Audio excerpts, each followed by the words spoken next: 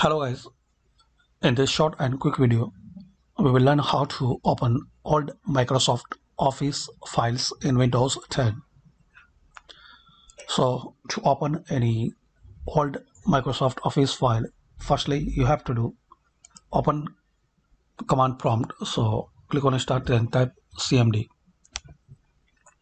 Now run as administrator. Here you will see, and if you not see here, so right click on command prompt, then click on run as administrator.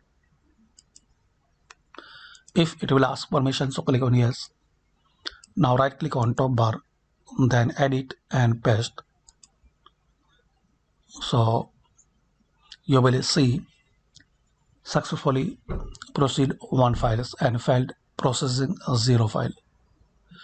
Now close it and try to open your old Microsoft Office file.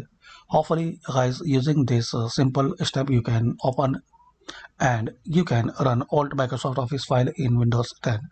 Thanks for watching this video.